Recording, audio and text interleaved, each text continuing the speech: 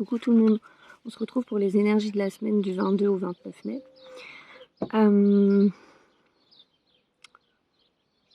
Ce que je perçois, c'est surtout une semaine de récupération. La première carte qui est tombée, là j'ai utilisé l'oracle de Kuan Yin. C'est marrant, je me rends compte que je l'utilise souvent quand je suis confrontée à des problématiques un peu difficiles et que j'ai besoin... de la force vive féminine. C'est très drôle en fait, parce que je l'utilise pas systématiquement. En ce moment, j'alterne beaucoup entre l'oracle de Kuan Yin et l'oracle d'Eric Koutsiras. Et du coup, voilà. Mais cette semaine, c'est Kuan Yin qui m'a appelée. Enfin, en tout cas,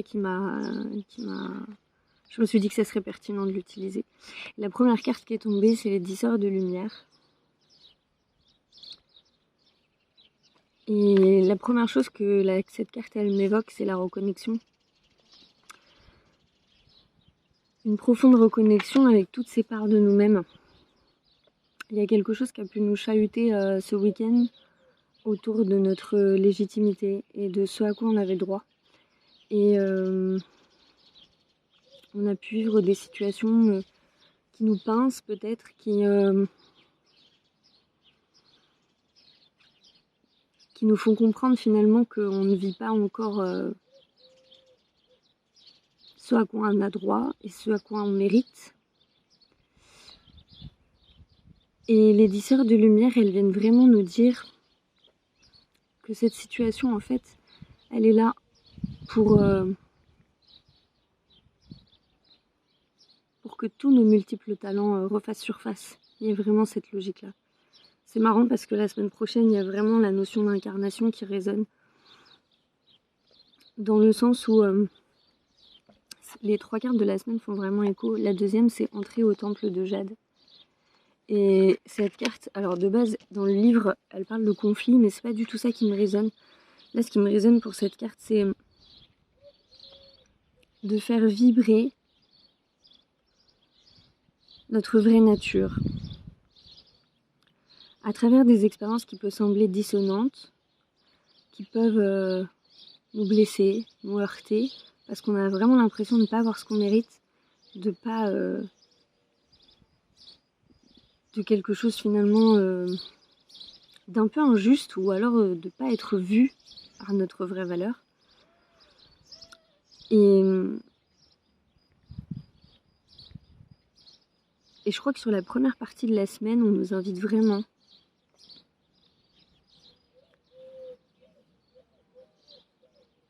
à entrer dans notre cœur et à incarner toutes, mais vraiment toutes, les parts de nous.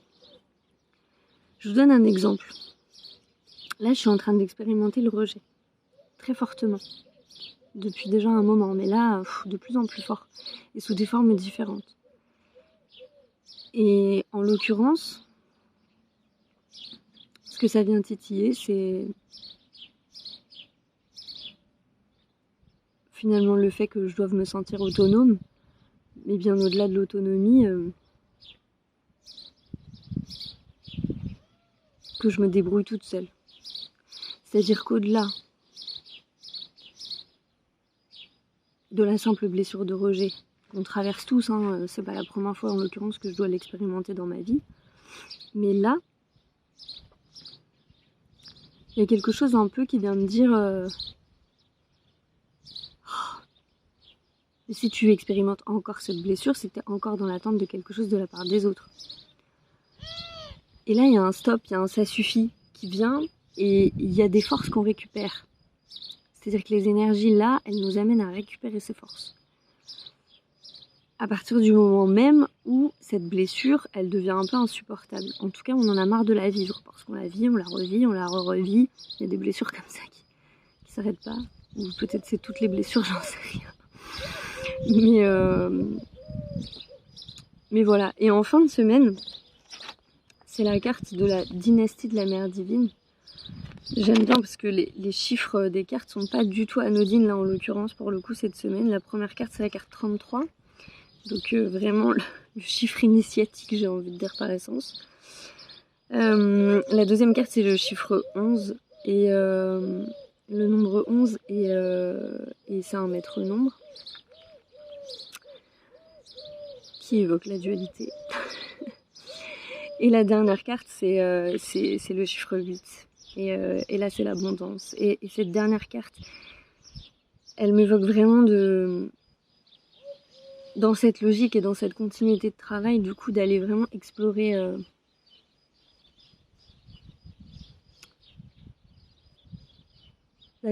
notre originalité et de se défaire des fausses croyances. C'est-à-dire de se défaire vraiment, par exemple, de la croyance qu'on n'est pas capable de s'en sortir seul dans la vie. Ou qu'on a nécessairement besoin de l'avis des autres ou alors de quelque chose d'extérieur à nous. Il y a vraiment une notion de pleine puissance la semaine prochaine qui s'installe. Parce que je crois qu'il y a urgence à ce qu'on atteigne notre vraie puissance.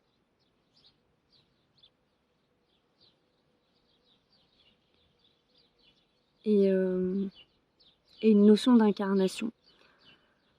Donc ça va bien au-delà du fait qu'on puisse expérimenter finalement des expériences injustes parce qu'on vibre injuste, ce qui par ailleurs m'énerve déjà depuis un petit moment parce que je suis pas certaine que ça soit toujours très vrai en l'occurrence. Et là ça vient plutôt nous dire d'aller chercher dans nos ressources, quoi, d'aller voir dans les réserves ce qu'on a dans les tripes. Je crois profondément que c'est ça, ce qu'on a dans les tripes. Mais pour ça, il faut accepter de se voir dans sa totalité. Il faut peut-être accepter de lâcher certaines croyances qu'on s'est construites au fil des années, ou de lâcher certaines croyances sur ce qu'on se croyait capable de faire, ou de dire ou de vivre. Il y a quelque chose qui s'affirme encore davantage. Et je suis en train de me dire que la semaine prochaine va être riche en émotions encore. Et en même temps que je vous le dis, je suis fatiguée. mais c'est tout ça, c'est pour du mieux. C'est pour du mieux et je crois que cette dernière semaine nous prépare profondément à ce mois de juin.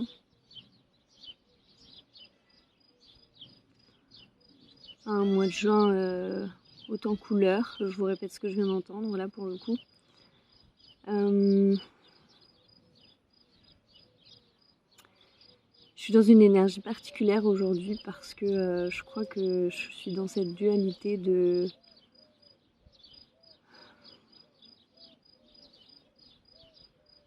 joie et de peine, comme quand on sait qu'on va ouvrir les pages d'un nouveau livre et en même temps on referme celle d'un ancien.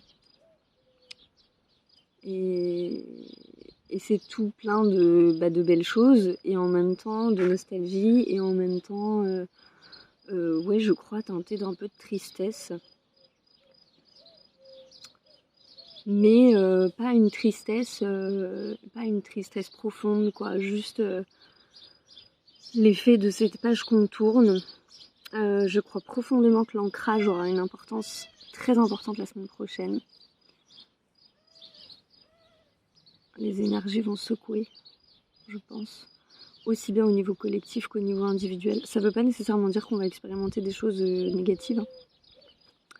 Mais je sens qu'énergétiquement, ça va un petit peu pulser. Il y a quelque chose, il y a quand même une différence d'énergie entre le début de la semaine et la fin, dans le sens où,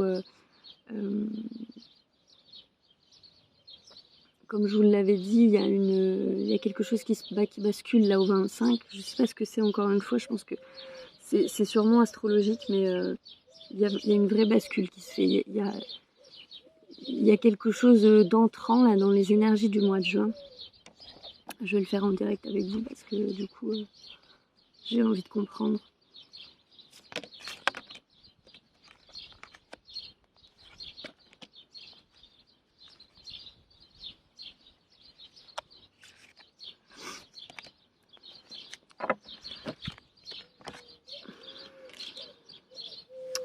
Il y a l'abondance au mois de juin.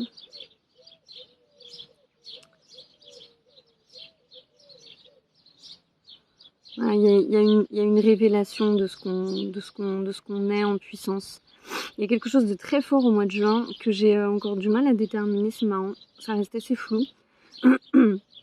Mais il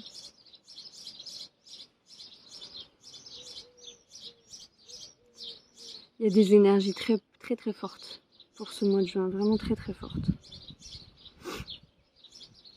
Une grande connexion à la planète. C'est sûrement pour ça que l'ancrage je l'entends depuis plusieurs jours déjà, que l'ancrage est particulièrement important en ce moment. Donc voilà, faut essayer de pratiquer tout ce qui facilite l'ancrage.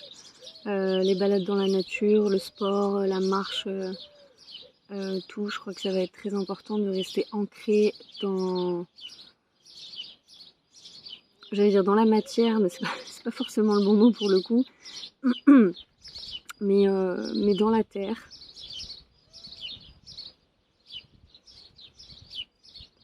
C'est marrant, c'est la terre qui me résonne beaucoup pour le mois de juin, donc je sais pas, est-ce qu'il y aura des événements climatiques ou autres, mais ça me résonne beaucoup autour de Gaïa. Je vous montre pas les cartes parce qu'en fait elles me parlent pas plus que ça, pour le coup. Pas nécessairement. Mais je vous dis ce que je perçois là, ce que je reçois sur le vif. Et du coup voilà, donc je sais pas, la Terre, la planète, il y a Gaïa. Encore une fois, c'est peut-être très énergétique ce que je ressens. Je suis pas en train de faire des prédictions. Mais bon, cela dit, j'avais entendu chaleur au mois de mai et il se trouve qu'il fait chaud. Donc voilà, il y a quelque chose de très beau malgré tout qui se passe cette semaine, dans le sens où réellement, et ce quoi qu'il arrive, on récupère des choses qui nous appartiennent. On se réappartient même, j'ai envie de dire. Mais le fait de se réappartenir en fonction des histoires, en fonction des parcours, bah effectivement ça peut être peut-être un peu plus agréable pour d'autres personnes que certaines expériences. Mais je crois qu'il faut prendre beaucoup de recul et beaucoup d'ancrage et de hauteur. Et puis il faut lâcher prise. Faut lâcher prise parce que là, clairement, c'est même très étrange cette sensation parce que pourtant j'ai quand même beaucoup d'images de l'avenir et de clairvoyance et je suis très très connectée à cette clairvoyance depuis plusieurs mois. Et pour autant, il y a toujours cette notion là de flou artistique, d'avancer dans le brouillard, de pas savoir où on met les pieds, de pas savoir là où on nous emmène, et ça c'est pas forcément très agréable. Donc effectivement, plus on va avoir une tendance dans son caractère à lâcher facilement prise, et plus ça va être simple. Mais plus on va avoir une tendance à s'accrocher et à vouloir tout comprendre et tout maîtriser, et plus ça risque d'être difficile. Donc c'est important de lâcher prise. On peut se sentir guidé vers des expériences qu'on ne comprend pas bien. Et en même temps, ces expériences, elles sont nécessaires. De toute façon, tout est nécessaire parce que tout nous permet de réaligner, de recomprendre, de réorganiser et de récupérer ces parts de nous. Et il y a vraiment quelque chose qui parle de respect, qui parle d'authenticité de soi et d'être capable de vibrer ce qu'on est vraiment au plus profond, quoi. Mais là, pour le coup, j'ai presque envie de rajouter que ce qui peut être surprenant, c'est que on peut être étonné de ce qu'il y a à l'intérieur de nous. De se dire, je me sentais pas capable de faire ça, ou de dire ça, ou d'expérimenter ça, et pourtant, je l'expérimente. Et une notion de dépassement de soi, de reconquête. Je vous dis tous les mots que j'entends là. Donc... il y a de la magie, quoi. Il y a de la magie dans tout ça. Mais peut-être que c'est ça aussi qu'on essaie de nous faire déconstruire. Enfin, ça fait déjà un moment que je l'entendais. Je crois que spirituellement, on essaie aussi de nous faire déconstruire beaucoup de choses, beaucoup de croyances passées. Que ce soit dans le New Age ou dans autre chose d'ailleurs. Mais on nous demande vraiment de... C'est même pas de reconnecter, c'est de laisser entrer et de laisser vivre en fait. De laisser vivre les expériences, de laisser entrer les énergies qui doivent entrer, même si elles nous choquent, même si elles nous interpellent, même si elles nous questionnent. Donc j'ai envie de dire, il n'y a plus qu'à laisser vivre. Il n'y a plus qu'à laisser vivre. Elle est intéressante la semaine à venir, je crois. Vraiment, dans tous les sens du terme, de ce que ça peut vouloir dire. Ça peut encore soulever quelques peurs. Ça peut pour certaines personnes. J'en expérimente un peu aussi, là, surtout en fin de semaine. Donc je pense que ça peut être présent. Là encore, je pense qu'il ne faut pas trop s'attarder. Il faut vraiment rentrer dans une énergie de confiance et de réassurance, d'être vraiment confiant qu'il y a quelque chose de plus grand, de plus fort qui nous porte et qui fait que quoi qu'il arrive, et on ne sait pas de quelle manière, mais on sera soutenu. Je crois que c'est important, vraiment, de pouvoir avoir cette foi et de la laisser nous porter. Voilà, je crois que c'est tout. Je réfléchis, mais je ne vois rien d'autre.